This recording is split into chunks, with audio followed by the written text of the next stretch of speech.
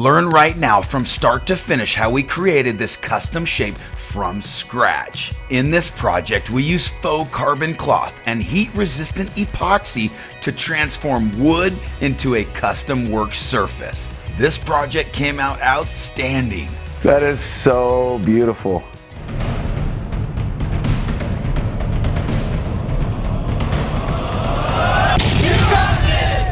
This carbon fiber project came out amazing and we can't wait to do more.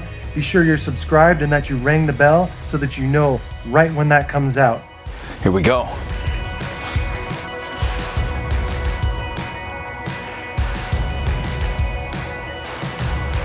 Carbon fiber table. What shape do you make it? Let us know in the comments below, what shape do you make a carbon fiber table?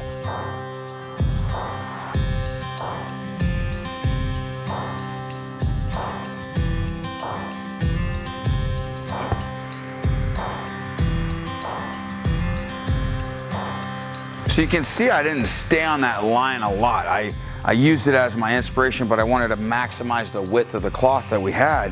So I went pretty big. I got a little bit of chigger from my jigsaw. I'm gonna get a sander, make it smooth.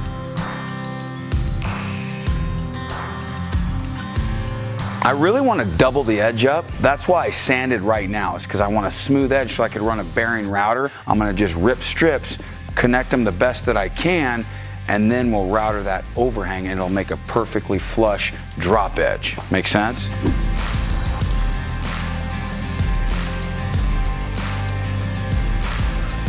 I'm gonna get my pin gun with 23 gauge pin nails and some Titebond 2 wood glue, and we'll make our drop edge.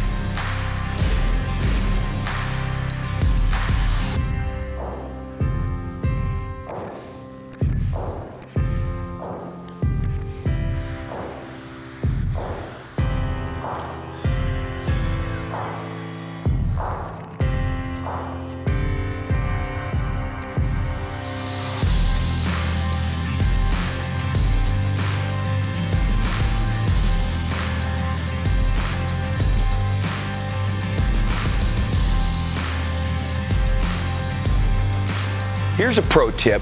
We use insulation foam. We painted it black, and this is our finished surface on our cutting table. We can router any shape out, and it's gonna support our surface all the way through. Look at that. I got my drop edge ready.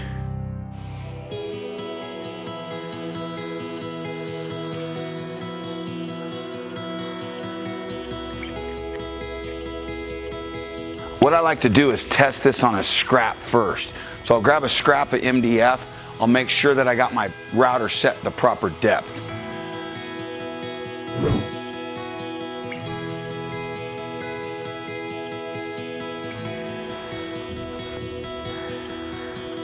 All right, where we got our drop edge, we did a really cool job. You know, it would have been a lot easier to just laminate two pieces together, but sometimes you're gonna need a drop edge where you have a big island with the radius and you're gonna need to create a drop edge. In this case, we created a very complicated drop edge, no problem. I hope you guys enjoyed that content. Wherever I splice or butt joint pieces together, I do have wood glue in those joints, but if you have any kind of a void or anything like that, I'm gonna pre-fill that with some super glue and accelerator.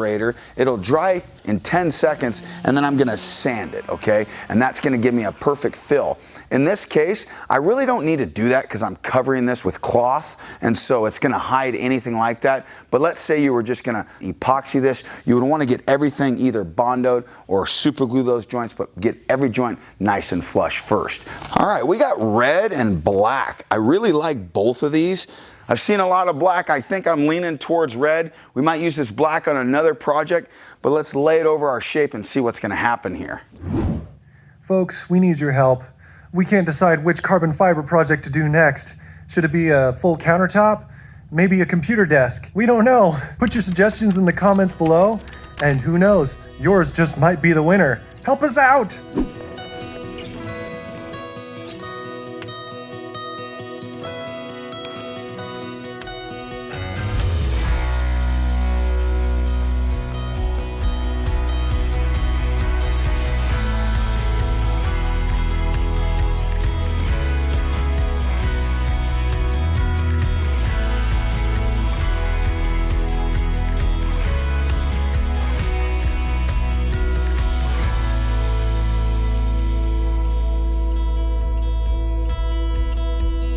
All right, what I'm doing now is just dragging any of the excess epoxy off of the surface to get a nice tight fit, and I'm not gonna leave any excess underneath that might cause a wrinkle or a hump, and it's working out great. I really like quick coat on this step, but just apply it thin. Remember, thin to win.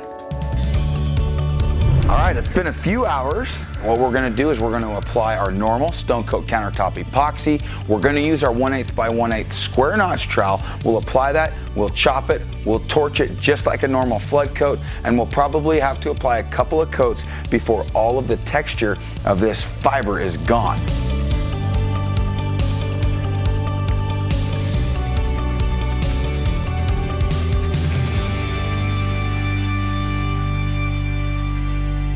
All right, guys, how do you get bubbles out? We're gonna use the torch and we're gonna simply sweep the surface. We really like the torch because it works so fast and you're not introducing solvent to the surface.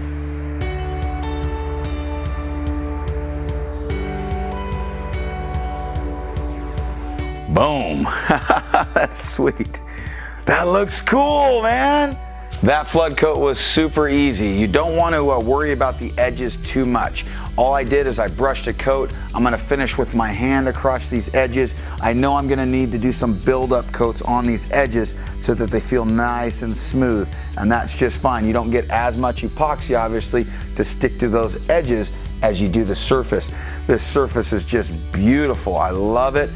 Super easy to do. We're gonna let this set up and we'll come back tomorrow. We'll sand it and we'll do an additional flood coat. All right, it's all dry. What we're gonna do is take this table and go cut off the apron, the excess fiber that's hanging down, and we're ready for our next flood coat.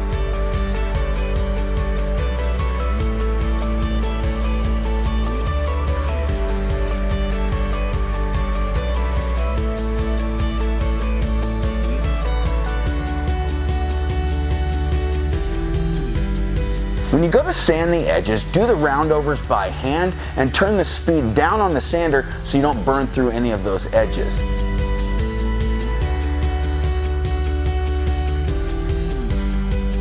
All right, guys, here's a pro tip for you. Always finish sanding the surface last. I put some hand scratches in the surface because of sanding that roundover, and I'm gonna remove that with the random orbital sander right now.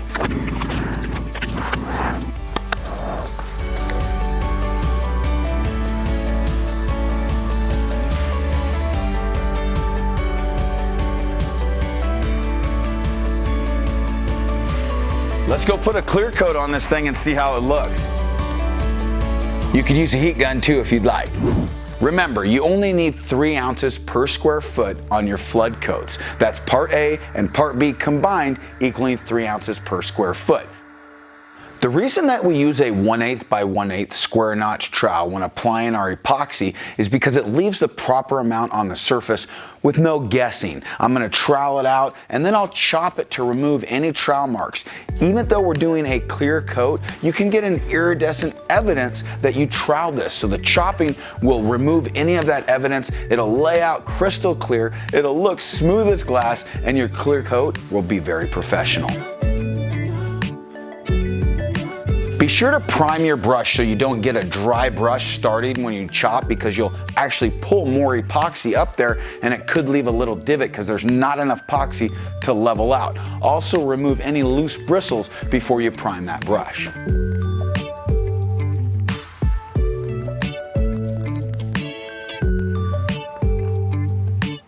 This is a fun project to do. The final flood coat really brings your project to life. All I'm doing now is just removing the air bubbles. Now that I have those initial bubbles popped, I'll wait a couple of minutes and I'll do it again, and then a third time. I'll check, make sure there's no air left in that epoxy. If there is, I'll do as many passes as I need to get that air out.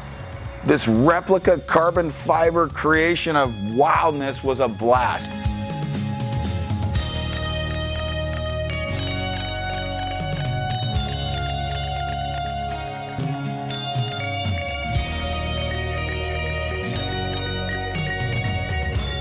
Hey, thank you so much for tuning in, folks. We haven't done enough with this awesome material. Go ahead and drop your suggestions in the comments below so that we know what to do next. We can't decide. Follow the links in this video to be taken to the step-by-step instructions or our store at stonecoatcountertops.com.